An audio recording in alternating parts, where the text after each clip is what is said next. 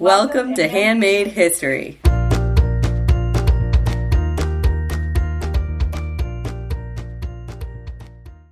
Hello and welcome to the podcast. I'm Alicia. And I'm Sonia.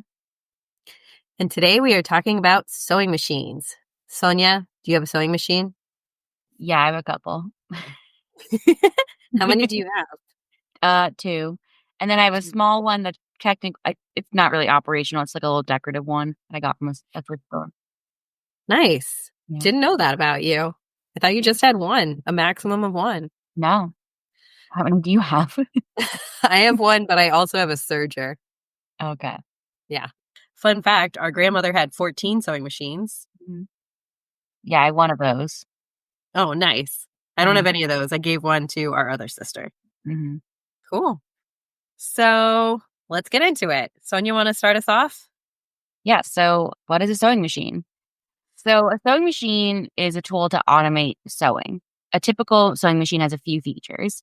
It has a motor that drives a needle up and down through the fabric. And the motor is powered by electricity today, but originally it was powered by a treadle, which is like a pedal with both of your feet, for both of your feet. So the needle has a hole at the sharp point of the needle, which is called an eye-pointed needle. And you feed the fabric through the machine. And there are feed dogs, which help the fabric move underneath the needle, and a presser foot, which pushes down on the fabric and helps hold it in place. There's a spool of thread at the top or the front of the machine, and a smaller spool of thread called a bobbin that's in a little compartment on the bottom of the machine underneath the needle. And it has a hand wheel on the side that lets you manually lift the needle up and down. And this lets you get the needle out of the fabric when you're done stitching. So the stitch that the machine makes is called a lockstitch, and it is not the same stitch that people sew by hand. It is somewhat similar to a backstitch in hand sewing. So sewing machines sew in a straight line, but they can sometimes make other stitches like a zigzag or a decorative stitch. But all these stitches are just different shapes of lock stitch. So the invention of the sewing machine also includes the invention of this stitch, the lock stitch, which was non-trivial to create. Yes. In other words, a sewing machine is not just a faster version of what people do by hand. And it took roughly 100 years for people to invent a practical, usable sewing machine. No single person invented all the pieces that were required. Beginning in 1755, Charles Wiesenthal in London invented a machine to sew fabric. This machine had a needle with a point at either end, and it sort of mimicked hand sewing. A second machine was designed in 1790 by Thomas Saint, and it was more similar to modern machines in that it had an overhanging arm and a needle that went up and down. So it looked a bit more like our sewing machines. Other inventors made sewing machines that mimicked hand sewing and used a double-pointed needle, but these were largely useless. However, an Austrian named Joseph Mattersberger invented the eye-pointed needle in 1839, which machines still use today. In 1846, an American named Elias Howe Jr. received the first patent for a lock-stitch machine. It had a baster plate, which was a sheet that you would pin the fabric to and feed through the machine. It also had a hand wheel, so it was powered by someone spinning a wheel on the side. So unlike the hand wheels we have today, this hand wheel was actually powered the whole machine. When I was a kid, I tried to make stitches this way on our mom's machine, and I actually jammed up the machine. So they don't really work like that anymore. Can't do that anymore. Yeah. No. Noted. The Howe machine was limited by the baster plate. It could only sew short lengths, and then you'd have to remove and repin the fabric. However, he showed that it was 5 times as fast as hand sewing and making a seam. In 1851, Isaac Singer patented a machine that used a treadle instead of a hand wheel for power. You could also sew curves with this machine. It didn't just have the plate, just a small table underneath the needle, like modern machines have. And it used the lock stitch. Wheeler and Wilson created a smaller, lightweight machine that you could use in your house. So Nathaniel Wilson of Wheeler and Wilson invented the 4-motion feed system, which is the system that includes the needle going up and down and the bobbin spinning back and forth. And other companies created sewing machines like Blodgett and Leroux, Grover and Baker, and companies in England, Germany, and France. Some of these machines used lock stitch and others used chain stitch. And chain stitch is a very interesting stitch in that it uses only one spool of thread. It is similar to an embroidered chain stitch, but if you rip out one of the chain stitches, then the seam can unravel pretty easily. And this is less true of lock stitch. It's much more difficult to unravel. In the early 1850s, all of these companies sued one another constantly. For example, Elias Howe sued Isaac Singer for using the lockstitch and the eye-pointed needle. In fact, there were so many patents and lawsuits that something called a patent thicket emerged. And this is when different people have claims on different parts of the same thing that is being invented. And it was impossible to make a sewing machine without getting sued by some or all of them. So the companies were spending much of their resources on litigation. So in 1856, a lawyer named Orlando Potter came up with an idea, which was a patent pool. Potter proposed combining 9 complementary patents from Howe, Singer, Grover and Baker, and Wheeler and Wilson. The group would charge a licensing fee to anyone who wanted to create a sewing machine, and the licensing fees would be shared among the members. This became the sewing machine combination, and it was the first ever patent pool. There have been other patent pools since. For example, in the 90s, there was a patent pool for DVD technology. And the sewing machine combination lasted from 1856 to 1877. Fees were $5 a machine per member and $15 for non-members. So that's roughly $180 for members and $560 for non-members. This might sound like a lot, but Elias Howe was charging $25 a machine when he was licensing his technology on its own, which is more than $930 today. So the licensing fees went down over time as the cost of a sewing machine went down. And by 1870, fees were $0 for members and only $3 a machine for non-members, or about $70 today. The goal of the patent pool was to reduce the amount of money that companies spent on lawyers and lawsuits. The idea was that this would encourage businesses and inventors to make new and better machines. But it didn't exactly work that way. One reason was that a portion of the licensing fees went to a litigation fund. This allowed the members of the combination to sue non-members quite easily. The money was pooled and set aside just for this purpose. And the litigation fund had more than $10,000 in it. This was greater than the revenue of most small sewing machine manufacturers in a year. So if the combination could find a reason to sue a small company, they were assured to win and take out some of their competition. And I read an interesting study that looked at the maximum stitch count per minute of sewing machines before, during, and after the combination. And this was a number that researchers were using to measure innovation. The idea is that the higher the stitch count, the better the technology. It shows that there's been more innovation. The researchers used information from all kinds of sources, including descriptions from machines shown at the Crystal Palace exhibition, which was a World's Fair in London, another World's Fair. Mm-hmm. And it included data from 170 different firms that made sewing machines from 1845 to 1885. So from 1845 to 1856, before the patent pool went into effect, the maximum stitch count of any machine went from 200 stitches per minute to 2,000 stitches per minute. So the patent pool ran from 1856 to 1877. In 1889, 12 years later, the maximum stitch count of any machine was only 2,500 stitches per minute. So the stitch count flatlined during the patent pool and for basically 10 years after. And maybe you're thinking, oh, that's because they had figured out the technology. There was no way to improve upon it. But in 1900, a firm called Wilcox & Gibbs made a machine that sewed 4,000 stitches per minute. And today there are sewing machines that can actually sew 5,000 stitches per minute. So the sewing machine combination was great for its members, but it created monopoly conditions for other companies who wanted to compete, and it also didn't necessarily drive innovation. So we mentioned that the cost of a sewing machine went down over time. That was largely due to Singer's use of interchangeable parts. So the cost of a sewing machine was typically $300 in the early 1850s, and that's more than $11,400 today. The cost went down to $125, or about $4,700 today, by the late 1850s. And it was only $64 or $1,500 in 1870.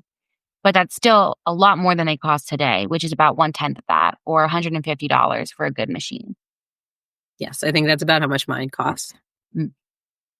What decreased the cost was the invention of interchangeable parts, which is creating a bunch of the same parts to make a sewing machine which can be put together without any special fitting techniques or skill.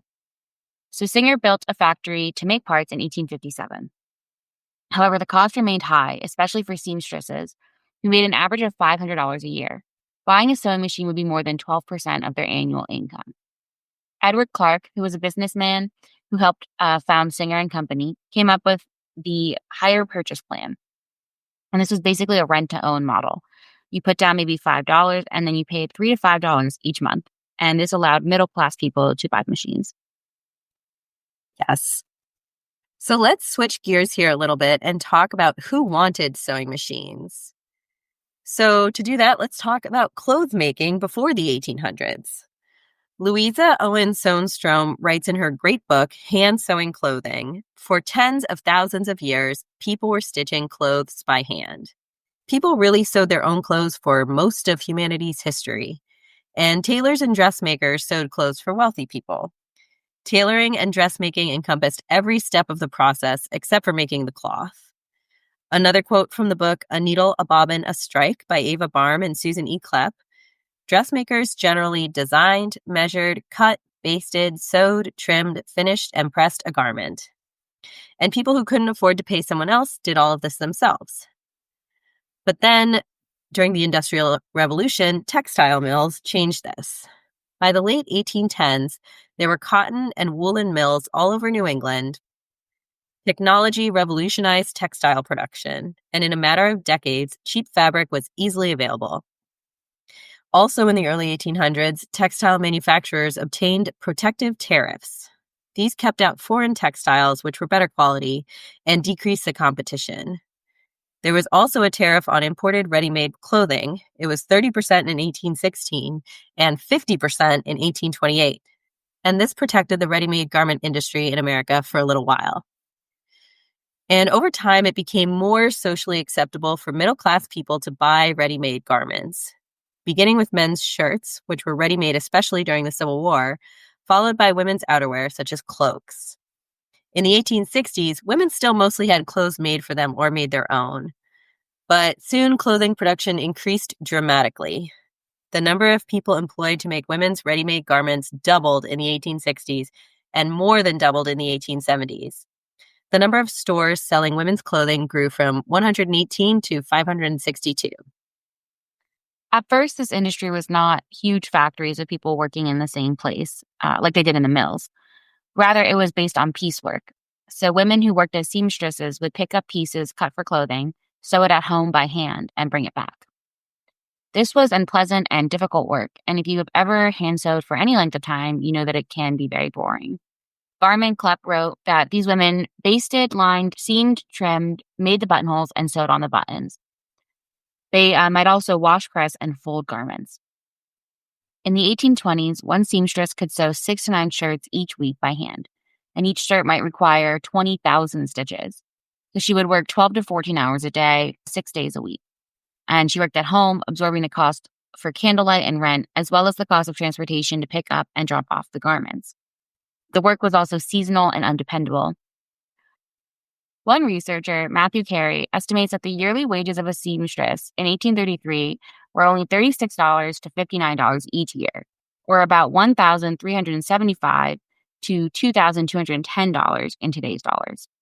Seamstresses were largely widows or the breadwinners of their own families. And Matthew Carey estimated that in one city, Philadelphia, of the 5,000 to 6,000 seamstresses working there in 1830, 3,000 were widows. Why did widows and single mothers work for so little money? The answer is there were no other options. There was no childcare, and sewing piecework allowed them to stay home with their children. There was a huge labor supply because there were very few jobs for women outside of millwork. And this meant that the seamstress workforce was desperate, isolated, and easily exploited. And you might think that the sewing machine would solve some of these problems, or at least help with the work aspect, but unfortunately it did not. Sewing machines took away jobs from some seamstresses, as one sewing machine did the work of about 6 hand sewers. Wages dropped after the introduction of sewing machines. In 1861, the wages for a seamstress were the same as they were in 1830, though the cost of living had doubled in that time. And as an example, in New York in 1853, a woman could make 3 shirts a day, up from that 6 to 9 shirts each week, but she was paid only 5 cents per shirt, or about 50 cents each week. Even working every week, which most seamstresses couldn't, that would be only $26 a year, or about $1,075. And after the Civil War, the labor force grew larger, with widows displaced by the Civil War. Barman Klepp wrote in their book, these women were more exploited than any other wage laborers in America. However, clothing companies wanted their seamstresses to use sewing machines because sewing machines made more uniform stitching. But seamstresses couldn't afford the sewing machines. Sometimes ready-made clothing shops would have banks of sewing machines that they would rent out to their seamstresses, who would use them in their shops or sometimes at home. Eventually, clothing companies started building their own clothing factories, and the piecework system was replaced by a factory system by the late 1800s, and like the mills, it was powered largely by young women. However, there was an interesting contrast to the rest of the textile industry. Sewing machines require a little bit of skill, and you can only work one machine at a time. Ready-made clothing in the U.S. did not become like the fabric mills, where there was one unskilled person in charge of several machines. There was always one moderately skilled person in charge of each machine. I also think that this situation is unique in that you can use the same machine in a factory and at home. Today, thankfully, we have better labor laws here in the U.S. Under the Fair Labor Standards Act, which was passed in 1938, piecework as a system of making women's clothing is, quote, generally prohibited. Employers who rely on piecework have to be certified by the Department of Labor and follow minimum wage laws. So who bought sewing machines? People all over the world did. In 1853, Singer made 810 machines and Wheeler and Wilson made 799. By 1867, Singer made 43,000 machines and Wheeler and Wilson made 38,000. And in 1871, 700,000 machines were made. And in 1880, Singer sold 6 million sewing machines, and this was to workshops, clothing companies, and women. The women who bought the sewing machines were largely middle class, and in fact, the sewing machine became a marker of middle class. Barman Klepp wrote in their book, the sewing machine became one of the first mass-marketed consumer durables and a symbol of middle-class respectability. It was marketed as a way for mothers to save time sewing for their families. One ad even said that primary teachers would appreciate sewing machines because they freed up mothers to do some of the reading and teaching of children at home. Interestingly, a survey done of 205 working families showed that families with a sewing machine spent basically the same amount as families without a sewing machine on clothing, or even slightly more, 12% versus 11% of their income. And both groups spent about 3% of their income on cloth, trim, and thread. But there was a correlation between churchgoers and sewing machines. 59% of churchgoers had a sewing machine, while only 24% of non-churchgoers did. And this supports the idea that the sewing machine was kind of a marker of respectability. The sewing machine did help middle-class people save time and not spend hours each day sewing. However, the ready-made clothing industry did the same thing at roughly the same time. One study called Sewing Machines the first American industry producing a mass product to seek a global market. Singer built a factory in Clydebank near Glasgow, Scotland in 1867. In 1913, Singer and Glasgow made 1.3 million machines each year. This was the largest sewing machine factory in the world in history. Factories are built in cities all over the world: Podolsk, Russia, Wittenberg, Germany, Monza, Italy, and others. Singer and Company showed their machines at World's Fairs in London, Paris, Vienna, and Chicago. They even distributed color plates for different countries, including Serbia, Hungary, Sweden, Bosnia, Japan, and South Africa. Georg Niedlinger, a Singer agent, visited the Prince of Bulgaria to demonstrate the sewing machine. Niedlinger served as the agent to the Middle East and beyond. Singer sold machines in Beirut in 1860, and in 1900, machines were sold in Baghdad and Mosul in Iraq. There were sewing machine shops in Syria and Palestine, and marketing copy for Singer said, "American machines, American brains, and American money are bringing women of the world into one universal kinship and sisterhood." Singer wasn't the only company selling machines in these places, but they were very successful thanks to their payment plans, which allowed people with less purchasing power to buy machines. And some estimates say that 80% of sales were on the payment plans. Yes, so Singer really disrupted the market on a global level. Yeah. Very interesting. So now let's talk about some ways that sewing machines influenced the craft of sewing. Once people began using sewing machines, heirloom sewing was not a lifelong task or a years-long task, but it could become more of a hobby. And this was especially true for quilting, which exploded in popularity in the early 1900s. There were quilt designers, quilt patterns, and quilt columnists. Some designers even became household names. And the sewing machine actually changed the method of quilting. If you sew by hand, then you do a lot of finger pressing, and you can do a variety of shapes. You can sew curves fairly easily. But if you sew on a machine, you want to sew lots of straight lines because that is fast and easy to do. So how quilts looked also changed from being softer and more organic looking in some cases to sharp and more modern looking. And new techniques were developed. One very interesting technique that developed was seminal strip piecing. Strip piecing is a very handy technique for making lots of quilt blocks at once. So you cut long strips of fabric and sew them together. And then you slice up the fabric into smaller strips, and then you can rearrange them in different ways to make lots of different patterns. So this all really relies on the sewing machine. If you want to make the same pattern by hand, you would do it differently because lock stitch is easily cut and doesn't unravel quickly. The Seminole and Miccosukee people of the Everglades in Florida created this technique. Their traditional clothing at this time used long strips of calico fabric sewn together, and they bought hand-crank machines in the late 1800s. When World War I happened, they couldn't get as much calico fabric because the dyes used to make calico were made in Germany and were at war with Germany. So they began to develop new patchwork patterns. The first strip piece clothing appears in photos of the Seminole and Miccosukee people in the years of World War I. The popularity of the patchwork patterns they created was spread through their dolls. Both groups of people have a tradition of making dolls wearing their traditional clothing.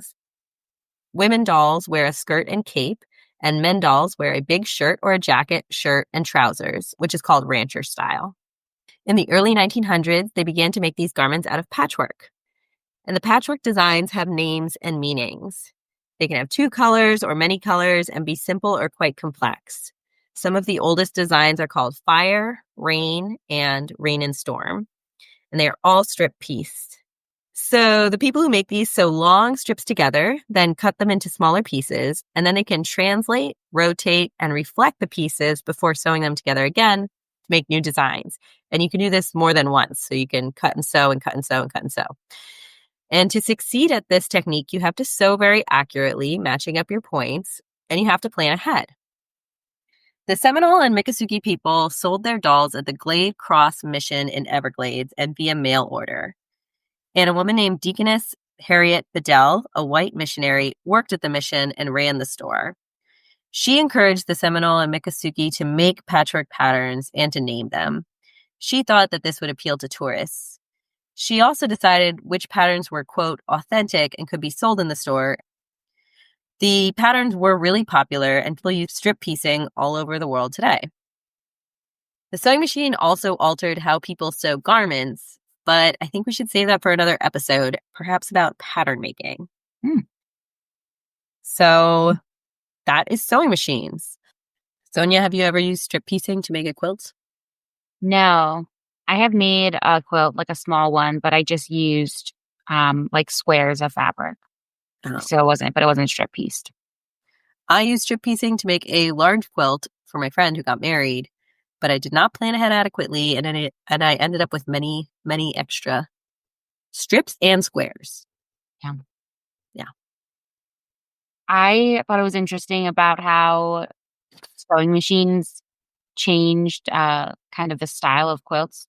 Like, because I when I think about quilts, they're very geometric and yes, straight edges. So I'm like, I want to look now up like old quilts to see really how they look different when they're hand sewn.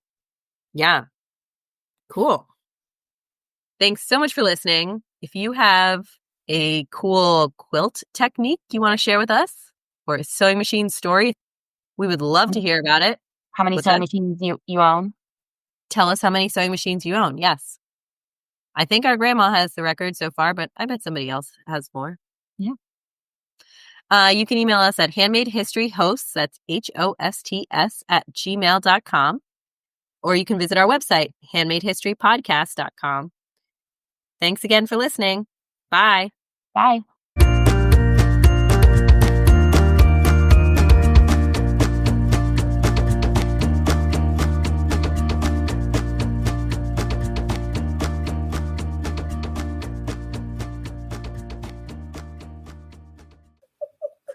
Like a practical joke.